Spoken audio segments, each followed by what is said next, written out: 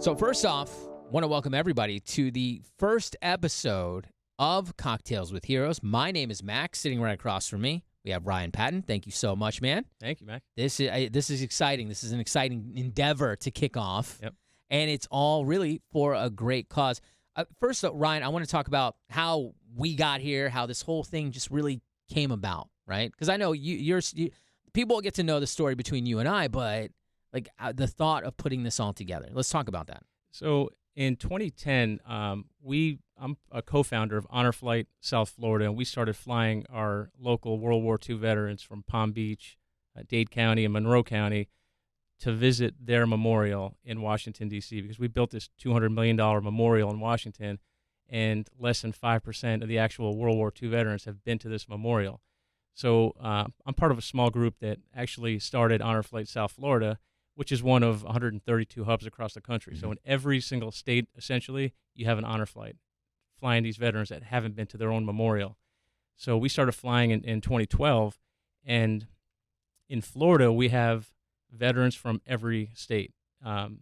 Everybody moves to Florida when you get to a certain age. You know that. Of course. Why not? Yeah. No, nobody wants to be in the cold. Yep. Yeah. So we have a really cool group of guys here from literally from the Northeast, from the Pacific Mm-hmm. Northwest. So we're getting different views of what they went through in World War II. And I started interviewing them in 2013. And when I was on a trip to Italy and going through Tuscany, I went to wine country, and we saw a sign that said World War II Cemetery, American Cemetery. I said, there's no way we're leaving here without going to that cemetery. I went there, and it's nestled in vineyards. So if you think about it, you have our Americans buried right in the middle of wine country. And, there's something about that. The wine grows from the earth. These guys are buried in that same dirt. You know what I mean? So there's really something that goes with that. And now you think about it, we have French wine, we have Italian wine, we have German wine, we have beer in Belgium. So every country that these guys served in is the best beer, wine, and spirit country in the world. Mm-hmm. Which hopefully they got to have a few while they were over there, fighting the war when they had some downtime. We're gonna get to know about that as well during the segment too. Yeah.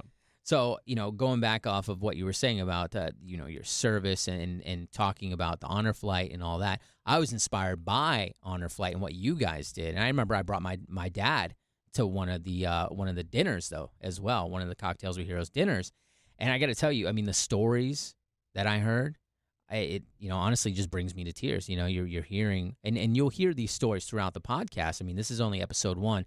My father, who served in the Air Force, my sister, my brother-in-law, my uncle's in the Army. So I come from a long background of heroes. To me, they are heroes, braver than I am to serve. So, kicking off this podcast, I mean, this is to me my service. This is what I want to do to honor all of those. So a little background on myself. But, in talking about Cocktails with Heroes and talking about the podcast and stuff, when you talked to me about it, I was like, man, well, Ryan really has a love for military. Where does that come from you? I mean, I never served my country, but I've come to find that you can either serve your country or you can serve those that serve. Yeah, serve their 100%. families, and that's what I've been doing for the past 10 years. And, the thing is, these are the last remaining voices of World War II, mm-hmm. and it was the deadliest conflict in the history of mankind. We know that. And, these guys, they didn't want to make it about themselves. They said, I'll do it because I want to speak for those 407,000 Americans that gave their lives in World War II. And a lot of them do not like to be called heroes. They don't view it as that. They see friends, they see family that got lost in the war, and they don't even like being called heroes. They'll honor them by telling their stories, and that's an honor, and that's the honor that we get by bringing you guys this podcast. So thank you to everybody listening to the first episode. What are some of the most interesting experiences that you've come across in starting the project, though? Well, that's the reason why I contacted you to see if you were interested in doing this is because we needed to get these stories out because a lot of them are untold history. Mm-hmm. And a 4-star general that was at one of our dinners that we did, the Cocktails with Heroes dinners, he told us we're rewriting history with this podcast, with these stories that we're telling. So, it's very important that we keep these memories alive. But to answer your question, one of the most interesting things I found was a 6'2", 230-pound World War II veteran. He's 96 years old. And a lot of these guys, they slim down, or they get shorter as time goes on. But this guy is just he's a giant. He's a giant, and I can tell what he looked like in 1945 by looking at him in 2019.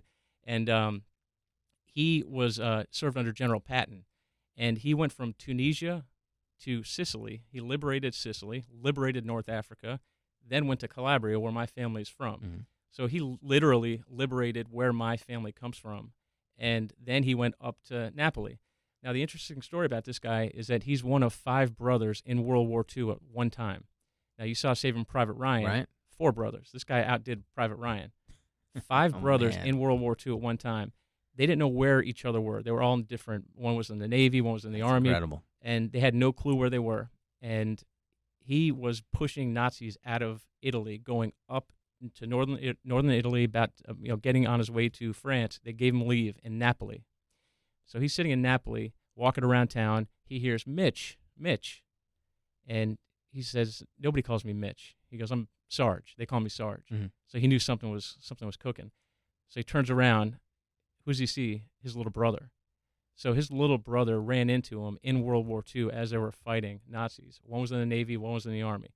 So they embraced. That is incredible. It is unbelievable, and they got to hang out in Napoli, and we have a picture of them, which we'll show on the podcast here. But a picture of them. They found a camera guy out there, an Italian guy.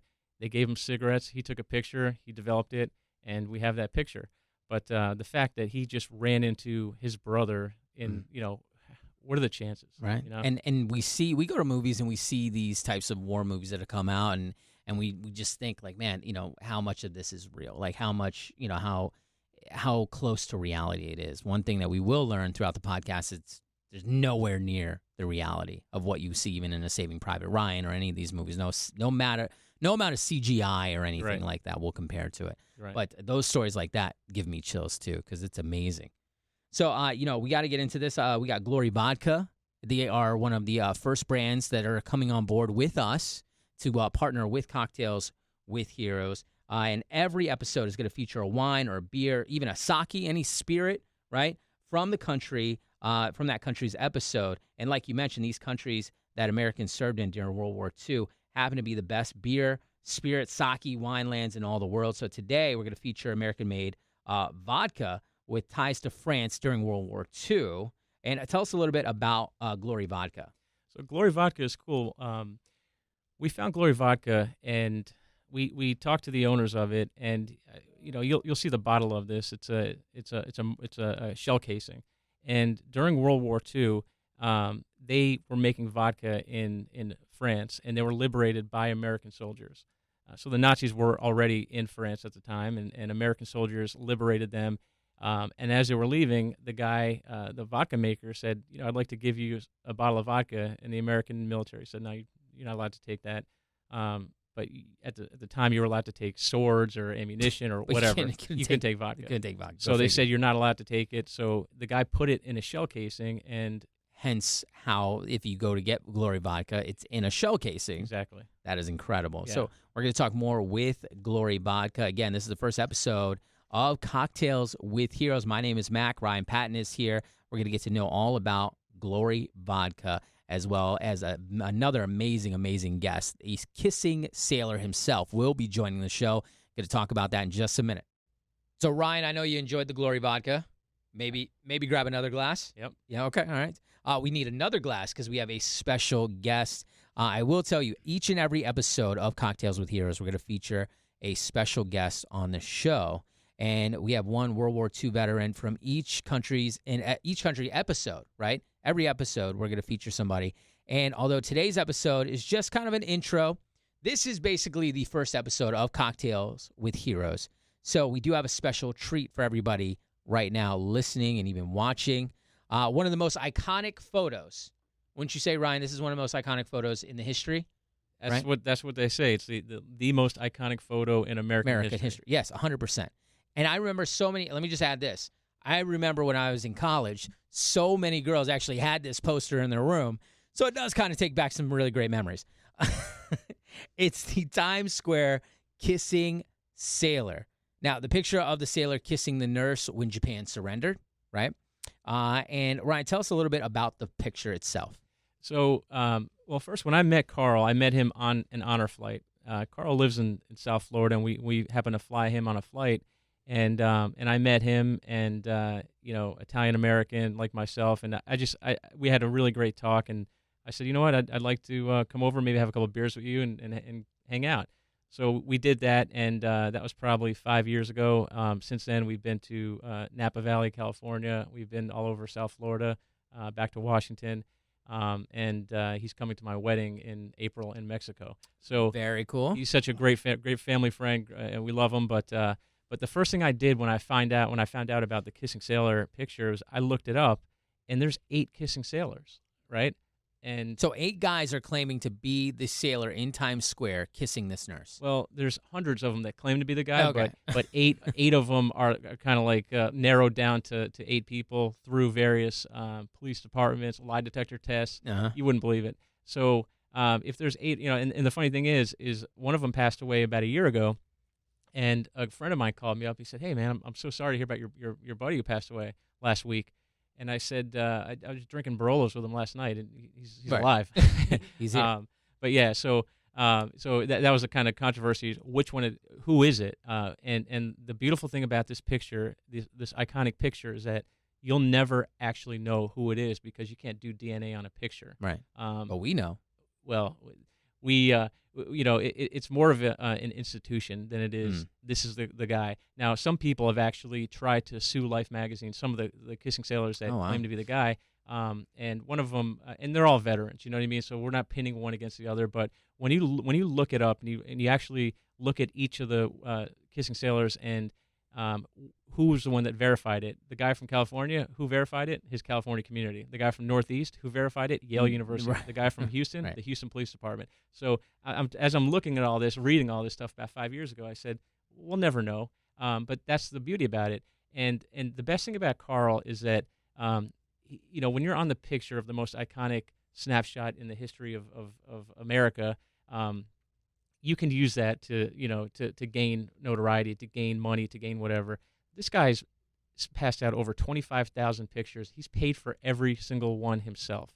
So, and we'll get to know him. We start talking about him, why he does that, and what, the kind of the torch that he took by coming right. out and saying this is me in the picture. But why he does it this way, and it really means something special to him. And like I said, I've taken Carl to chemotherapy floors. I've taken him to stem cell transplant floors, and this guy's put smiles on faces of people that are going through the worst things you can imagine. And that's why, and to me, he is the guy. I mean, I've done my research on it. I've checked every single hair, every single, shade, and he's our guy. But the way that he takes the crown and does such good with this picture, right. and it's all in memory of those that never came home. 100%. And I want to welcome Carl, a.k.a. Moose. That's Moose. Moose to the show. Carl, how you doing over there, man? I'm doing just fine. I will tell you, like you said, he brightens, he puts a smile on a lot of people's faces, a lot of ladies. I will tell you that, Moose. I'm downstairs. I go to get him. Receptionist downstairs, big smile on it. He's like, let me give you one of these photos, honey. And I didn't say honey. Oh, you didn't say? Okay, I'm okay. I winked. Okay. All right. Fact checking me already. Carl, I want to get to the photo and the controversy on the photo, right? But how did you realize the sailor was you personally? Because I know it's you. I did not know the photo was taken until many months after that. My mother was in a doctor's office and she picked up an old copy of Life magazine and she saw the photo. What struck her immediately is I have a birthmark on the back of my right hand. Mm-hmm. It's still visible today, with as much time as I spend out in the Florida sun. And she saw the picture and she said, that's my son. What is he doing kissing a strange woman? And finally, I was in, my ship was in Panama and she was in New York. And one of my oldest sisters gave birth to the first grandchild. And I got a letter from my sister and I called my mother to congratulate her from Panama. I'll never forget that call. I was making $50 a month and a call cost me about $28. You don't forget that. Well, anyway, you don't forget that, Bill.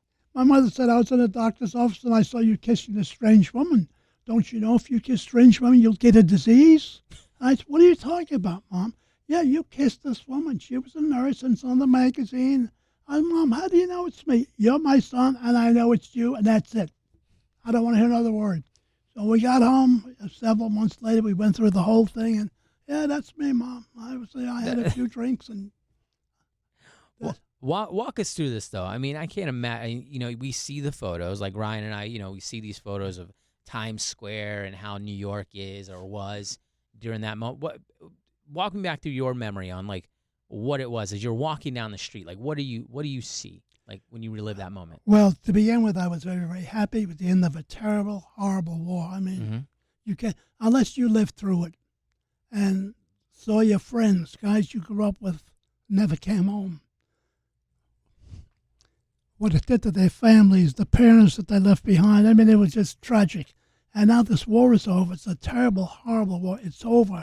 You're ecstatic. You just want to hug and kiss everybody. And one guy grabbed me and said, "Come on, sailor, let me buy you a beer." Now, when I was 18 years old, 2 beers was my limit. This guy bought me a half a dozen beers. I don't know whether to pee my pants or call my mother. I think I did both. And I walked out on the street and I saw everybody kissing everybody. Boys kissing girls, girls kissing boys. It was just traumatic. And so traumatic. I said, I'm just going to join the fun, and I'm running up and down the street. I had a few drinks, more than a few, and every woman that would stand still long enough, I'd grab her and give her a hug. I did not know this till many months later. Alfred Eisenstadt, the photographer that took the picture, he was following me.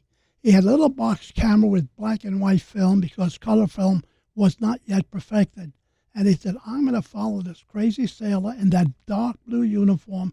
Eventually, he's going to come across a woman with a white dress, and I'm going to take that picture, and the contrast is going to make that picture. And sure enough, everybody I've spoken to that has anything to do with photography, they said that's made the picture. 100%. If it were a color photo, it would not have been that striking.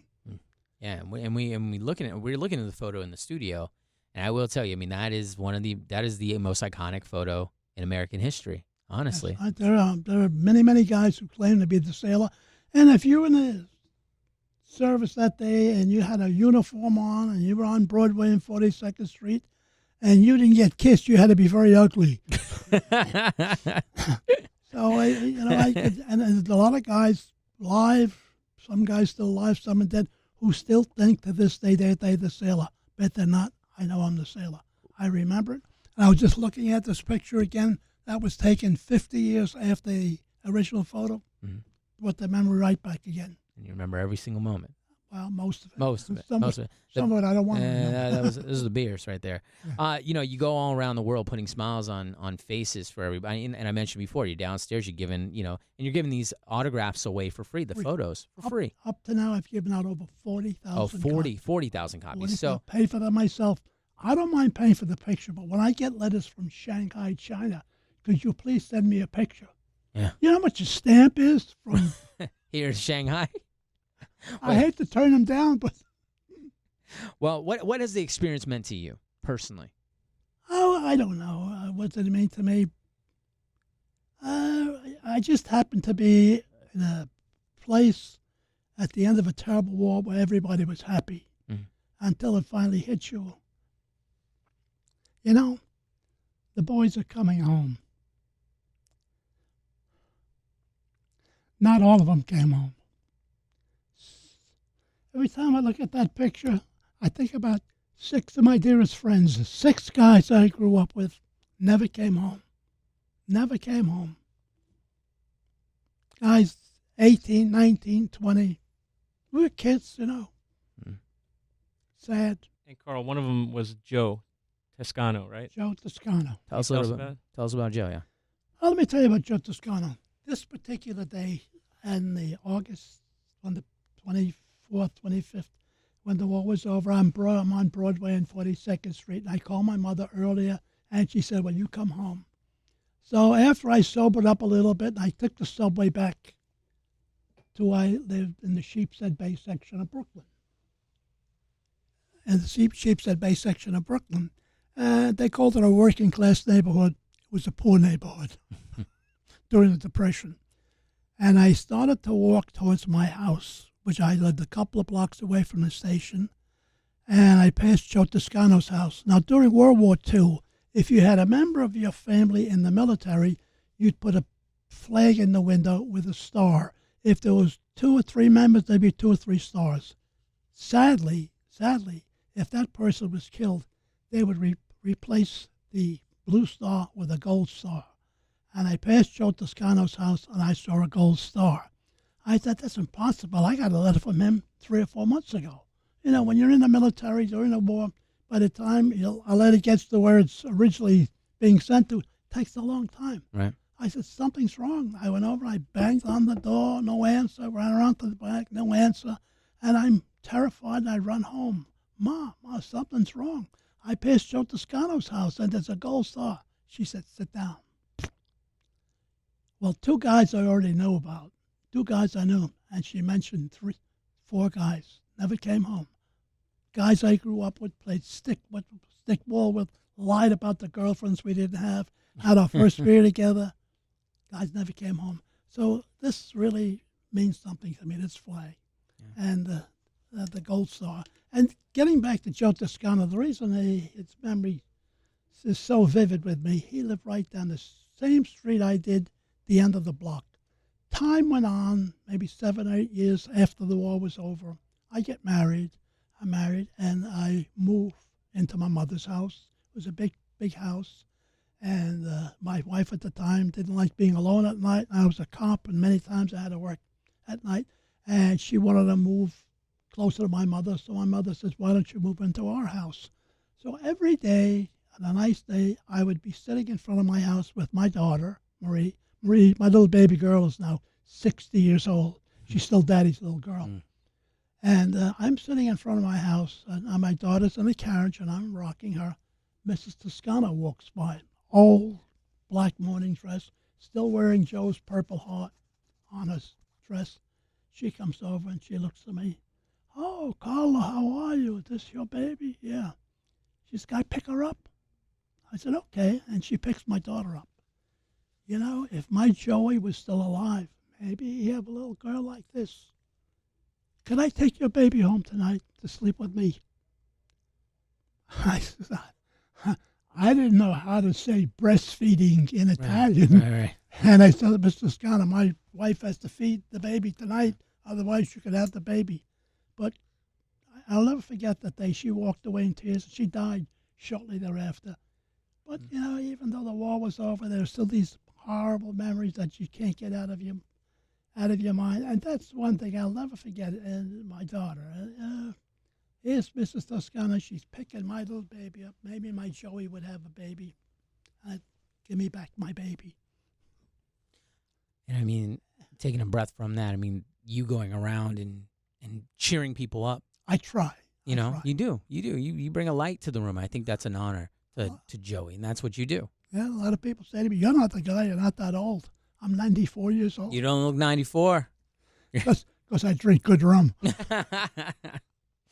Well, listen, Moose, Carl, it's an honor to have you on the show. Well, it's an honor to be invited here, and it's an honor for me to tell my story. I really enjoy it. I go all over the country telling the story about how this happened. In fact, I was even invited to Rome, Italy to do a show. The reason I was invited, I speak Italian fluently, and I went to Italy and I did a show there, which was very, very interesting.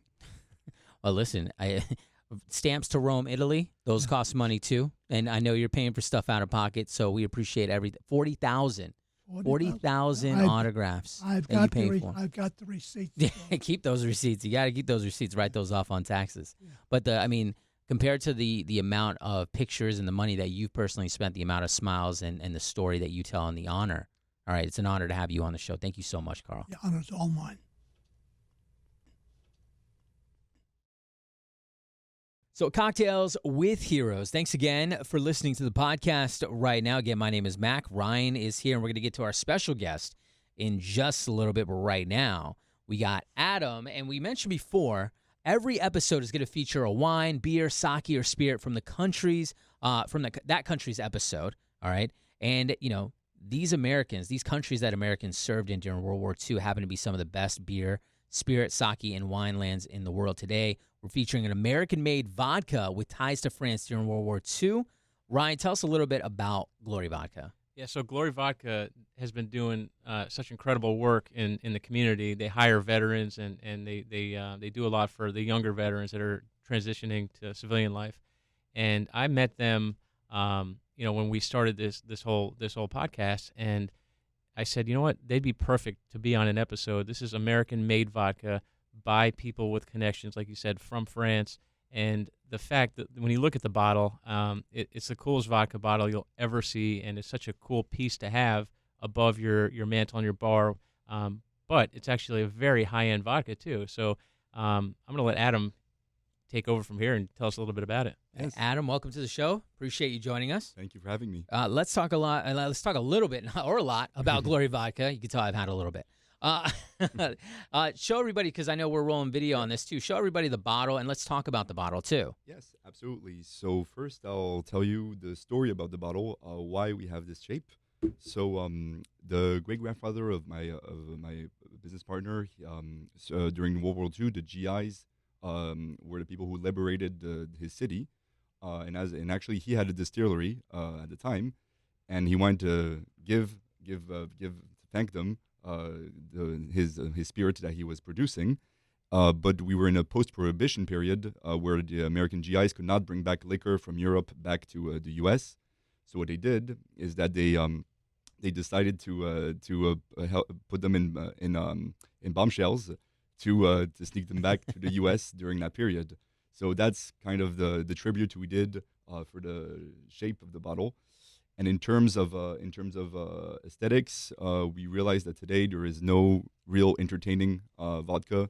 You have entertaining tequilas, mezcals, but there's no real entertaining vodka in the industry. And everything comes from Florida. It's corn based, so basically gluten free. Okay. So actually, for hangovers, it's much better. So yeah. So actually, yeah. we did a lot of testing when we were creating it, and basically with a lot of people, and we tried to do the smoothest taste as possible, and for people to have an easy day after. So I know Ryan, he got you one over there. What do you think of the vodka? I think it's great. What did you mix it up? What do you make over there for him, Adam? What was that? So the cocktail we made. Right. Yep. So we called it the Kissing Sailor as a tribute to Carl. So so basically we put Mediterranean tonic inside, a little bit of elderflower and lemonade and the vodka, which mixes pretty well to give a fresh and breezy taste to the cocktail. And I love, again, going back to the actual look of it. You know, it's almost too good to want to drink. I mean, but when you finally do open it and drink it, it's amazing. But it's a really great piece too to even have in your house. I mean, it almost it's a piece of art. Of course, you know. Why a lot of people. It's funny because we always try to get feedbacks from people who have it, and actually we have one person who's actually a veteran who's one of our ambassadors as well. The first time he saw it, he doesn't even drink vodka. He bought the bottle, even though he drinks whiskey, just for the design of it. Design, yeah.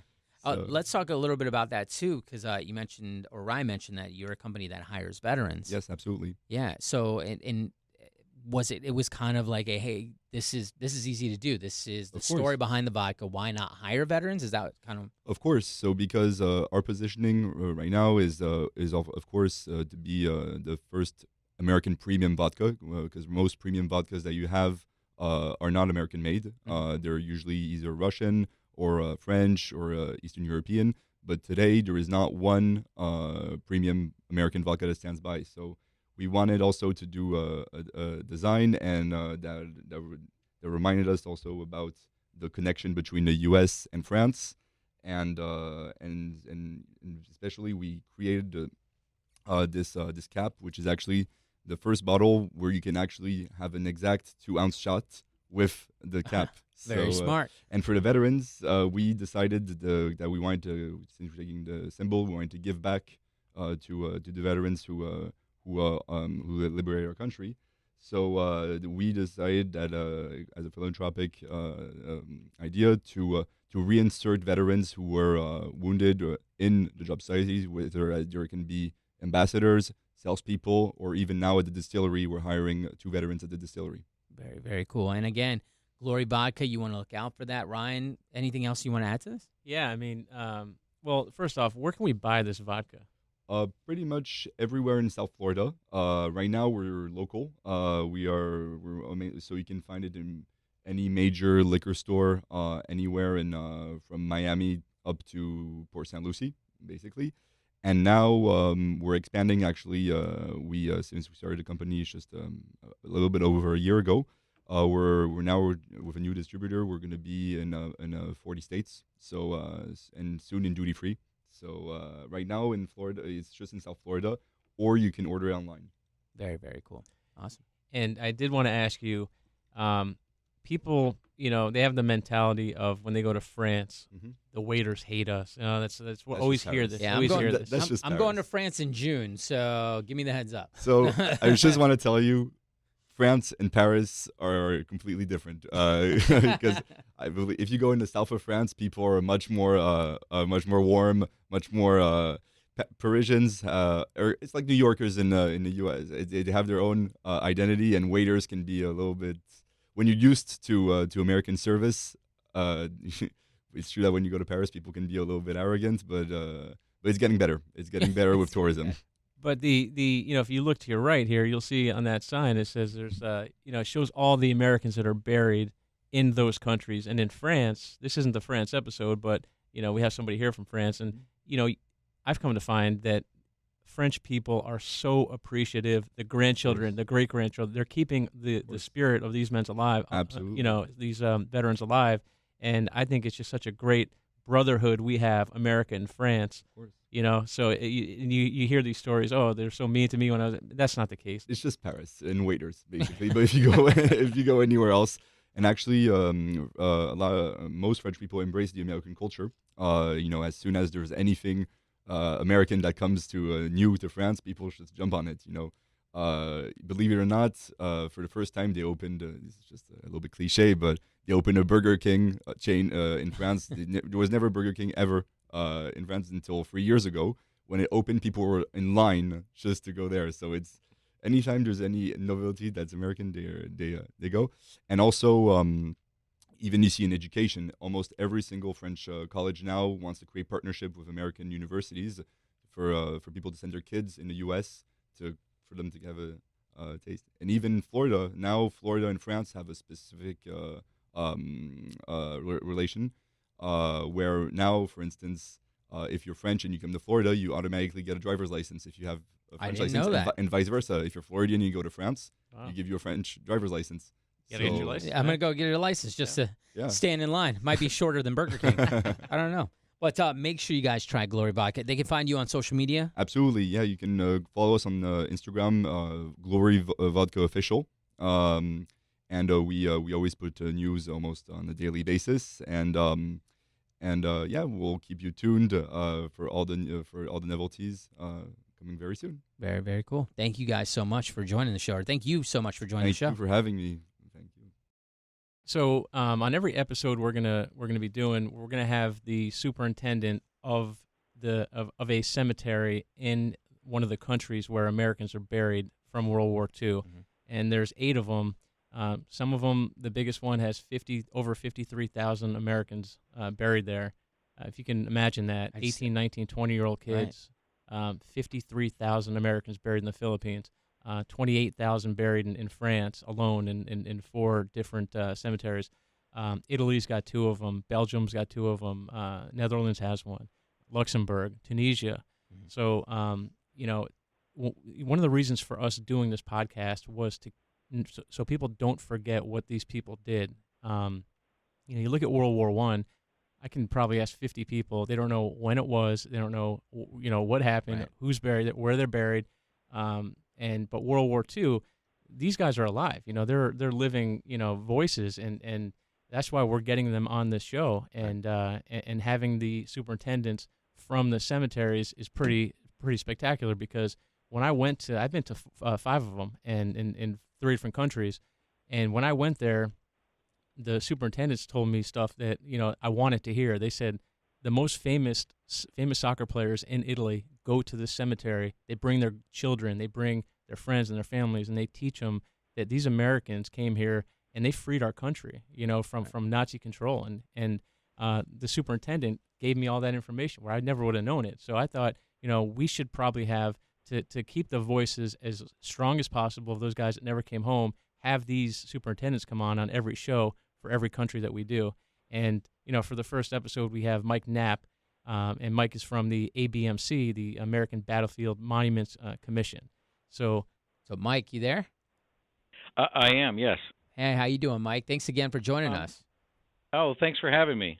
I mean, and pretty much, with this podcast, like Ryan was saying, is to let everybody know about the amazing work that you guys do. The thing is actually, it's funny because this was over drinks. This was over cocktails with Ryan. And this is when he told me the story of what you guys do and how, people come to these cemeteries and they honor those, who gave their lives to help liberate these countries. But I want to get your take and kind of how you even started and your involvement with everything. Sure. Well, look, I give you a real quick sort of Reader's Digest history of the ABMC. And to do that, we have to go back to World War I and the end of World War I. So at the end of World War I, there's two things that happen in parallel, but they're not connected yet. And this is kind of important with regard to our name. So the first thing is, as you might imagine, we had a lot of people that died in World War I, around 100,000, I think. And as they died during the war, they were buried in temporary cemeteries in France. Now, we're going to come back to that later, so I'm going to set that aside for 2 seconds. Mm-hmm. The other thing that we had right at the end of the war, all the different American divisions and sometimes down to even smaller units started creating little markers to commemorate what their unit did in France. And some of these were quite elaborate. Some of them were as simple as cementing a bunch of little pieces of rubble together and sticking some helmets and rifles they found on the battlefield in them, and maybe a little plaque that says, the 3rd Division walked through here or something like that. Well, General John Pershing, everybody probably remembers or knows of John J. Pershing, nicknamed Blackjack Pershing. He was the commander of the American Expeditionary Forces in World War I. And at the end of the war, he was very concerned about all these monuments that were popping up all over Europe. I mean, some of them was just like, the unit spent the night here, so they built a monument, and then they did this and they did that. And his concern was that it was starting to it was looking crazy and messy all over France, and he wanted to make sure that it didn't become this sort of hodgepodge of things, but that there was also commemoration of the specific larger campaigns that the U.S. Army had fought in. So fast forward, he voices these concerns, and the U.S. Created the American Battle Monuments Board in 1921, and in 1923 they codified it as the American Battle Monuments Commission. And their job was to determine which and where appropriate memorials should go in France to commemorate the service and sacrifice of American forces. And that is their primary mission at the time, and that's why our name of our agency is the American Battle Monuments Commission. It doesn't have cemetery in the name anywhere. So I told you we'd get back to that. So we're going to go back to the cemeteries that are around. And the Army Graves Registration Service was responsible for dealing with all the casualties. At the end of the hostilities, it was the first time that America had that many people killed in a war that far away from home. And so the question arose, what are we going to do with the bodies? And the determination was made that the next of kin would have 3 options.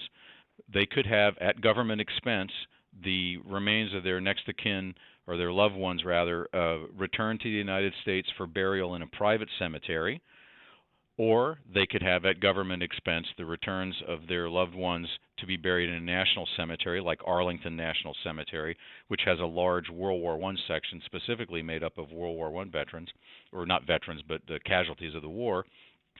And the third option was that they could have their loved ones buried overseas in permanent American cemeteries where the countries that had donated, or donated is the wrong word, they have signed to the American Battle Monuments Commission in perpetuity the use of the land. So it's not American ground, but it's American use in perpetuity. And so those choices were given to the families, and they made those decisions, and the cemeteries eventually coalesced into the existing World War I cemeteries that we have today. And about 1933, all these cemeteries were complete, and all the bodies that were going to be returned had been returned, and the Graves Registration Service basically said, okay, our work here is done, and so who's, we're getting out of the cemetery business and going back to being part of the Army, doing, whatever we do. And at that point, Congress said, well, somebody needs to be in charge of this. Well, we've already got ABMC over there with these monuments. Have ABMC take over the cemeteries. And that's what we did. And so from that point on, we were dealing with the cemeteries and the monuments from World War I.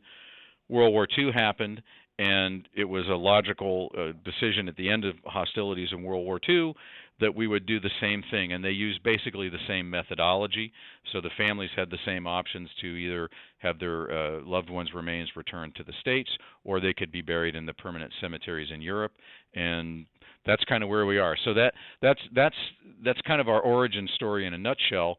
And I think to Ryan's point, one of the key things that we have with the ABMC is to make sure that these people are remembered, the people that died, as well as all those who survived and served, and that's why we have memorials as well as the cemeteries.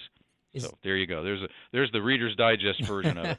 No, and we first, I appreciate the background on it, and again, we appreciate all the work that you do. Is there a story of a soldier that sticks out in your head, like, because there's so many heroes out there, right, Mike?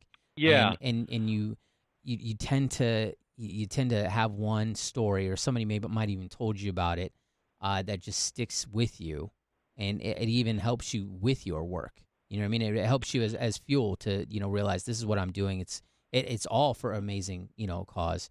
But yeah, I think so. I think one of the stories that resonates with me. I mean, as you pointed out with the numbers of people that we're talking about in the cemeteries, each one of those guys and women was a person. They had a life. They had a backstory, and as they were all individuals, just as we are today. So they're all, every time we find a story on somebody, they're fascinating stories. But I think one of the stories that I would like to highlight, it talks not only about the mission of and individuals, but kind of the government, America's commitment to continually care for and highlight the stories of these individuals. And there's a wonderful quote that basically says, you can tell the character of a country by the way it cares for its dead, and I think this story kind of amplifies that. So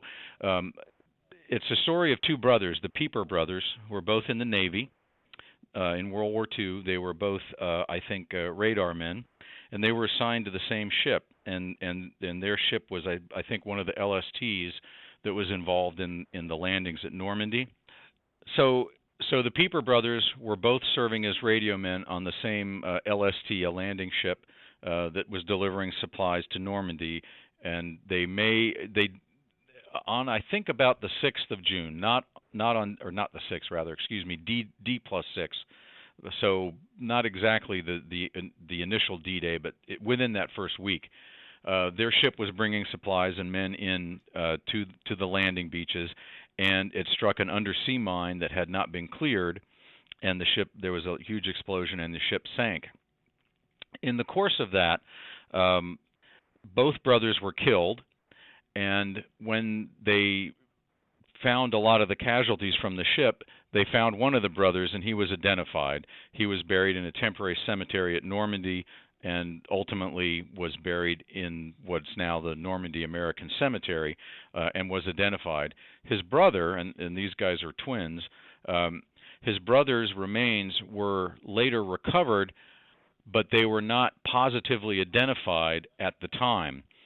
And what's interesting is that at the end of World War II, a lot of the work to identify bodies that were not identified initially was conducted at our cemetery in the Ardennes. That's where the Graves Registration Service had set up their lab for identification. So a lot of the unknowns went to the Ardennes, regardless of where they had initially been killed or where they'd been temporarily buried.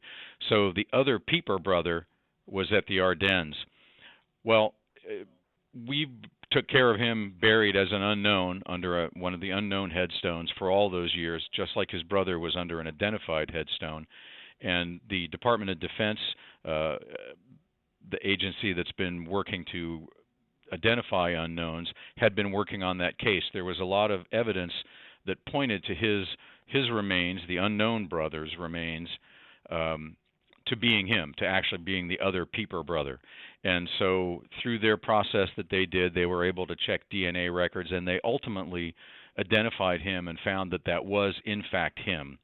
And Wow. the family determined, once that identification was made, that they wanted the two brothers buried together in Normandy. And so working in conjunction with DPAA from the Department of Defense and the ABMC, they were able to take his remains from Ardennes and from the labs in the States where the identification had been made, return them to Normandy, and then the two brothers were buried side by side, and they are there today. And this happened just about a year ago. And I think the thing that highlights this for me, which is really kind of the crux of what we do at ABMC, is to try and continue to memorialize the service and the sacrifice of these individuals, and as well as the wishes of the family. And so that's just kind of like one little case, and I think it's a very poignant one because, here we are 75 years on. At the time that they were reunited together, I think it was 74 years after the fact. But we sort of don't stop. We continue what we're doing. There's an ongoing effort to continue to try to identify as many of the unknowns as they can. And in a lot of cases, there are individuals that are listed on our walls of the missing.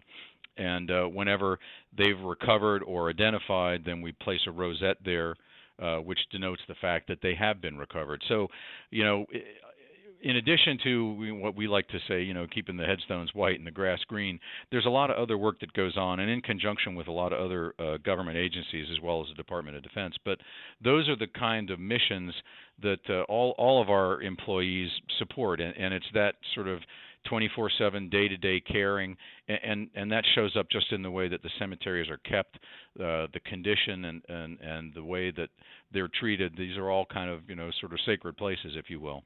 But again, going back to what you guys do, I mean, not only now hearing that story, you guys are providing, you're honoring those, but you're also providing closure for the families, which I think is incredible. Yeah, I think so. In that case, it was real definitive closure. I think in a lot of other cases, it may not, in the case of unknowns, certainly it can't be closure until they're identified.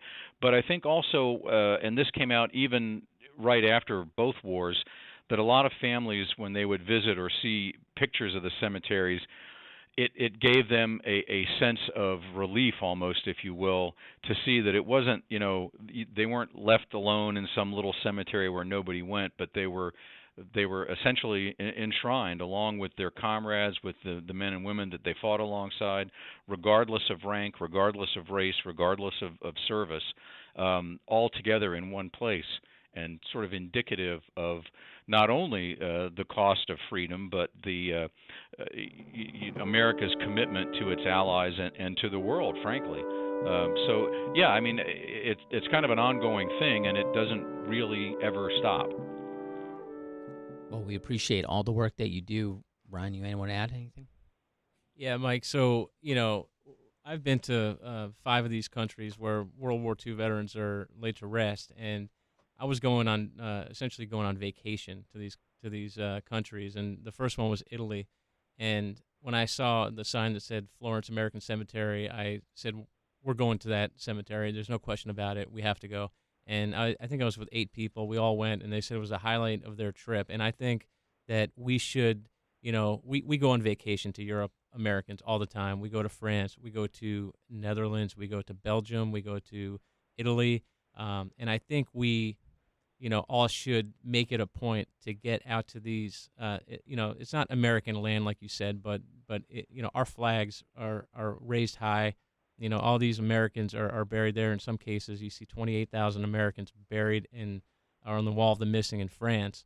And, especially in like southern France, if you're going to wine country in southern France, you should go to these memorials, go to these cemeteries and visit and learn about it, because this country would be a different place. We wouldn't be here right now if not for these people that gave their lives at 18, 19, 20, 25, however old they were. We'd be a different country. We might be speaking a different language. Who knows where we'd be, and who knows where Europe would be. So, I'd like to get your take on that, Mike, to say to people, come see us, come visit these. And it's not a sad cemetery. It's the most beautiful part of my trip in Belgium, in Italy, in Netherlands that I went to. So, Mike, if you could touch on that for a sec. Yeah, absolutely. I mean, I think you've hit on, Ryan, on exactly one of the things that we are very, very keen on, and clearly our commissioners and the secretary are big advocates of this. We do feel that, that if Americans are going to go to Europe, if you're going to be in one of these countries, you ought to come to one of these cemeteries. And if you look at where the cemeteries are, a lot of Americans, if you go to Paris, there's a whole bunch within a day, a day drive and back to your hotel from Paris. The same for Rome, for Florence, Brussels. Absolutely, Americans should go visit them. And to your point, I think it's a very good point. These aren't sort of sad, weepy, dark cemeteries. They're beautiful, beautiful places filled with a lot of symbology and iconography, all done by a lot of different artists, famous artists and architects designed them all. And they are pretty. And I think going there is it's almost like a pilgrimage. If you're an American and you're there, you should go to one of these. And I think to your point, it drives home exactly what America's role has been on the global stage. And if you go and you see these headstones and you read these names, then those individuals are not forgotten. And I think that's kind of the pledge that we as a country have made to these people. And there's a quote that is famous. It's kind of our motto, if you will, that's attributed to General Pershing when he was the first chairman of the American Battle Monuments Commission, and it's inscribed on the World War I monument at Chateau Thierry, and it says, "Time will not dim the glory of their deeds." And every time an American goes to one of these cemeteries and sees the people there, and they talk to the superintendent, and they talk to the staff, and they get a brochure that tells them a little bit of the history of that cemetery and those campaigns, we're keeping the memory of all of those individuals alive. These cemeteries are paid for and maintained with American tax dollars. So if you as an American taxpayer go to Europe, you ought to go see where your money's spent. And I think a lot of people would be very, very pleased to see just how our little bit of the overall appropriations for the federal government is spent. I don't think you'll find a prettier cemetery anywhere in the world than any of our ABMC cemeteries. And what's more is I think it would give people a really good object lesson in how we are viewed by the local nationals of these countries. Ryan and I talked about this the other day, that we have the typical, there's the American stereotype of the rude French waiter in Paris. And while that guy may exist in one or two restaurants, maybe not so much anymore, but while they might still exist, if you go to these little towns across France and the Netherlands and Belgium, and you talk to the local people there, they know about it. Those are the people that work as our gardeners, our stonemasons, all the maintenance crews. They're all from these countries, and they get it, they understand it, and sometimes they've worked several generations of the same family, have worked taking care of the American dead that helped liberate their country. So I think it's real important for Americans to see that too, how we are viewed by the average person in these countries, and again, just to see the caliber of care and the high standards that our government has pledged to maintain in perpetuity for all these people that have made the supreme sacrifice on our behalf and on behalf of the world, quite frankly. I can tell you, Mike, I mean, I never felt more proud to be an American than when I walked through the cemeteries in Belgium and in Italy and the Netherlands. It was really, really special, and I hope everybody does that when you go to Europe, especially you, Mac. When you go there, I hope Headed to Paris. Yeah. In June. Yeah. I'm gonna go check it out. I'm gonna put it on the list. don't hang out with the waiters. Just hang. No, you I'm not know. hanging out with the waiters. We already determined that the waiters are rude, and I can't stand them. There's some nice ones in the little cafes. You Yeah, just don't yeah. go to the big tourist places. I don't have money to go to the big fancy ones. Well, Mike, we appreciate all the work that you do, and thank you so much for joining the podcast. I'm happy to do it, and I would just say if you can shamelessly put in a plug for our website, Of course, go ahead. www.abmc.gov. Anybody that you have that listens to you that's traveling or going over there, take a look at our website. It'll give you all the information you need, and we can deal with requests and help people out if they're going to go. We'd love to have them come visit. If we could get everybody in America to get to one of our cemeteries at one point, that would be great. But we also have a wonderful online presence, so people can find out all about us and see images of the cemeteries and what's going on our website as well. And we have a Facebook and Twitter account. So there's my shameless plug for That's the ABMC. totally fine. It's totally fine. And Mike, you've been to a lot of these cemeteries, a lot of these countries. Who would you say, which country has the best cocktail, your favorite cocktail, beer, or wine? Where any World War II cemetery is, what would you say is the best one? Well, I've got to do two, and they're both in France. My daughter loves beer; she'll never forgive me because I'm not going to talk about Belgium. But in France, if you go to Normandy, and that's one you ought to go see, the local drink of Normandy is Calvados. It's an apple brandy, and you can get that anywhere in Normandy. And if you go there, you got to try some Calvados. Calvados, okay. And then the other thing, because I'm a World War I guy, if you're in Paris, you got to go to Harry's Bar, and you got to get a French 75. Okay, done. Which is a cocktail made with champagne, absinthe, and simple syrup. And it was developed right around World War I, and the joke was it had the same kick as the French 75 millimeter gun. And there was a saying about it that first you take a drink, then the drink takes a drink, then the drink takes you. They're easy to drink, and after a couple of them, you don't know where you are. But those would be my two favorites since you're plugging the alcoholic tour of Europe. I'm all for it. Hey, Mike, find me wandering around in Paris. Trust me. And one more time, they can find you guys online again. What's the website? Our website is www.abmc.gov. Mike, thanks again for joining the show. We appreciate it, man. Hey, thank you so much, and thanks for what you do publicizing our cemeteries and our memorials. I really appreciate it. Want to thank you and our guests for joining us for the first episode of Cocktails with Heroes. Make sure you let your friends know about it and join us next episode as we feature the incredible untold stories of the American theater while enjoying wines from one of America's most well-known wineries, Caymus Vineyards, one of my favorites.